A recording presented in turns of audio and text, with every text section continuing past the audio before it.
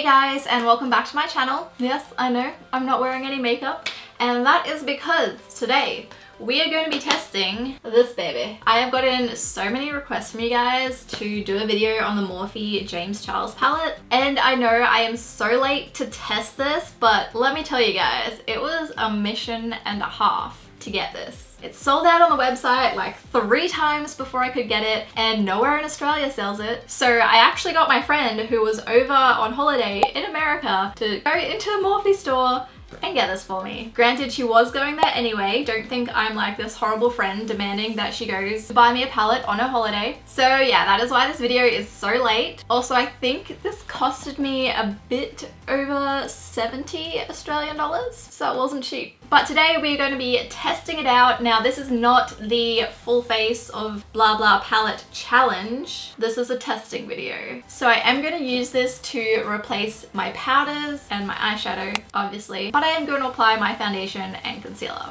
I'm letting you guys know now. I'm not trying to mislead you. If you do want a full face of whoever palette challenge video, let me know in the comments. Okay, that aside, let's try this palette. I've already primed my eyes with my Tarte Shape Tape. It's what I normally use. I do want to try the P. Louise base that everyone's raving about, but shipping to Australia is like $20, so that's not gonna happen for a while. Anyway, we are gonna take this palette. First of all, it has the names printed on this sheet of plastic, which I don't like because I am not going to keep that, and now I don't know the shade names. But for the average person, that's not a real issue. There is a beautiful selection of colors. I don't need to tell you, I'm sure you guys know. I'm sure you've seen this palette all over the internet already. I'm here to tell you if it's any good or not. So we're going to start off with this shade over here, and I'm going to blend this into my crease. Oh, the palette's so big it doesn't fit on my desk. Ugh. So I'm going to start off with that brown shade. I'm going to blend this into my crease as our transition shade. Okay, I feel like not a whole lot is happening. Either that shade's really similar to my lid color, or it just doesn't want to stick to my eyelids. Anyway, let's try a different color. So I really want to do something like orangey and purple, I think. Next up, actually let's take this yellow shade, and I'm gonna blend this into my crease as well. Just up a bit higher. Okay, I can definitely see some color with this one, but again, I feel like it just doesn't really want to stick to my eyelid. I know a lot of people tend to use the P. Louise makeup base with this palette, so maybe I need a tackier eye primer, but this is what I normally use, and with my high-end eyeshadows, it's always fine. Okay, so that's it for the yellow. Now I'm gonna go into that orange shade up here, and I'm gonna blend this a little bit lower. And not a whole lot is happening. Honestly guys, right now I'm disappointed. I have watched a few videos of James Charles using this palette. He makes it look so pigmented and amazing. I definitely think you need a really sticky eye base for this. Okay, so after a million years of blending, I think I finally built up the color. Next up, I'm gonna take this deeper orange right here and just blend that into my crease as well because I want to darken things up a bit.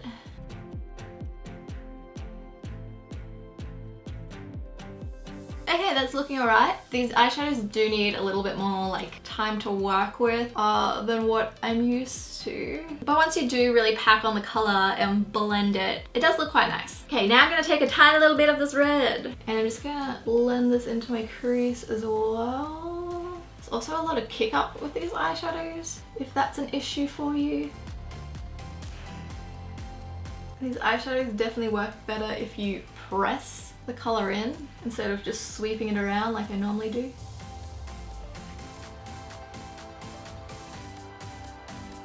I'm just gonna grab another blending brush and go back in with that orange shade just to blend things in a bit better. Next up, I'm gonna switch to a flat shader brush. I'm gonna take this purple color here, and we're just gonna pat that onto our eyelid.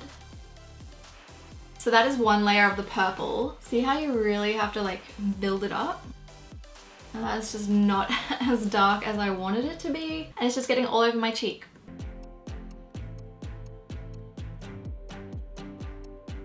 So since that isn't as dark as I want it to be, I'm gonna go in with this darker purple right next door. And we're gonna pat this on top. Well, that's much nicer. The fallout with this is intense, guys. Okay, I'm just gonna go back in with that red blending brush. Sort of blend the red and the purple together. Ah, this eyeshadow doesn't want to stick to my eyes.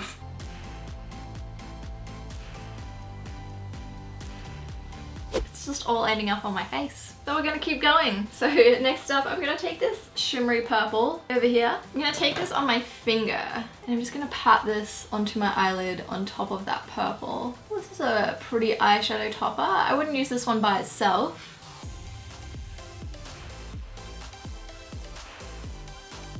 So now I'm gonna take the matte black and oh, I bit my tongue. Now I'm gonna take the matte black in this giant pan and I'm gonna use it to line my lash line. I do want to put false lashes on today, so this is just gonna help blend them in with my natural lashes.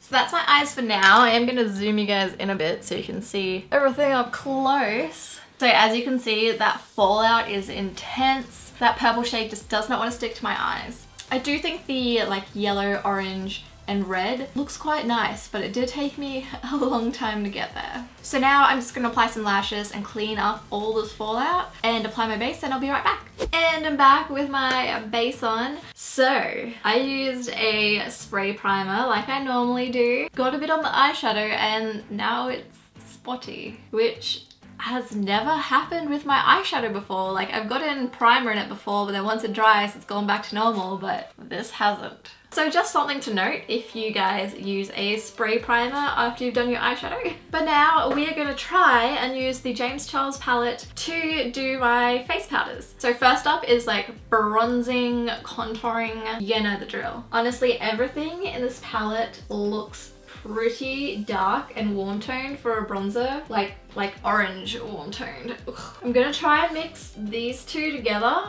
and bronze up my face a bit. Yeah, that is way too orange for something that I would normally use, but it does blend out quite nicely on my cheeks. Some up here, some along my jaw as well. And I'm just gonna blend a little bit down the sides of my nose like I normally do.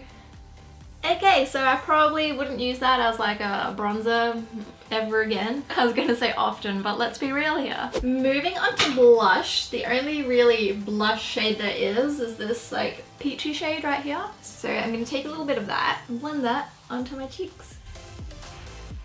Yeah, it's actually a really nice blush shade. I wish this was in a bigger pan. So next up is highlighter. I'm a little unsure if I want to use this shade here or this shade here.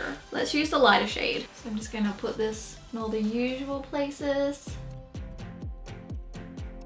It's very textury, you know, like chalky, sandy. Like it's not like a smooth sheen, but from a distance it does look quite nice. I want to show you guys the dots on my eyeshadow. Can you see that? What happened? Moving on, let's do our eyebrows. Now, there's not really a good brow color for me. There's this one, but it's very warm. I think I'm gonna just go with this one up here. See how it goes. It does work quite nicely as a brow powder. Not entirely sure if it's my color. That's not bad. I feel like this sticks a lot better to my eyebrow than it did to my eyes.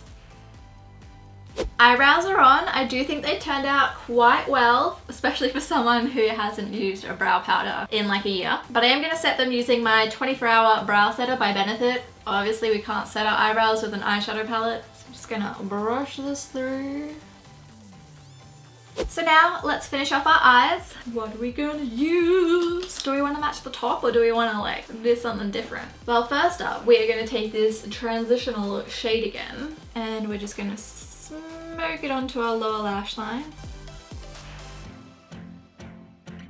I feel like we should go for some blues on our lower lash line. You know, then we can create like a sunset and our bottom lash line's the water, like sunset over the ocean. I don't know. We'll see how it goes. I'm gonna switch to a smudger brush. Let's go with this dark blue and smudge that into our lower lash line.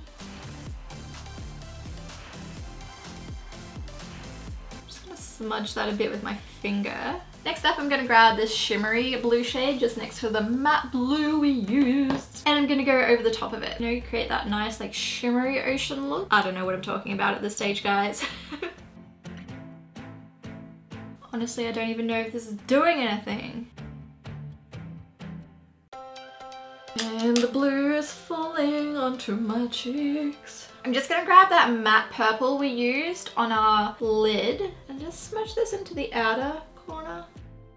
I'm gonna take another pencil brush and I think I'm gonna blend a little bit of orange just on this very outer edge, just so that it matches with the top eyeshadow a bit better. So I'm taking this orange right here. We just wanna apply some like there.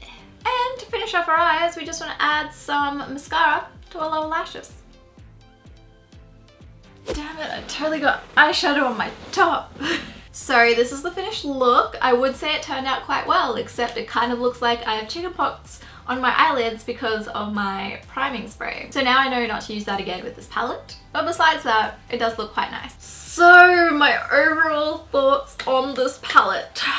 If you are new to makeup or you still have trouble with makeup, I would not recommend this palette. The eyeshadows are quite difficult to work with, a lot more than say like a Too Faced palette, which is around a similar price point. If you want that awesome color payoff, you are going to need a tacky base, and that's going to make blending a lot harder. So if you're not very confident with that, I would not suggest getting this palette. Now, if you are used to makeup and you feel like you do have a pretty good like makeup skill set and money isn't an issue for you, I would not recommend this palette, and I would go get something more expensive, like a whole bunch of Sugar Pill eyeshadows or Makeup Forever eyeshadows in the bright colors, because again, these are quite hard to work with and it does take a lot more effort to get something pigmented and blended than something a bit more expensive, or a lot more expensive, let's be real. But if you are pretty skilled with makeup and are on a budget and want the James Charles palette, then I recommend getting it. If you're prepared to take the time to make the colors work, it does turn out pretty well. I find the formula of the eyeshadows are very similar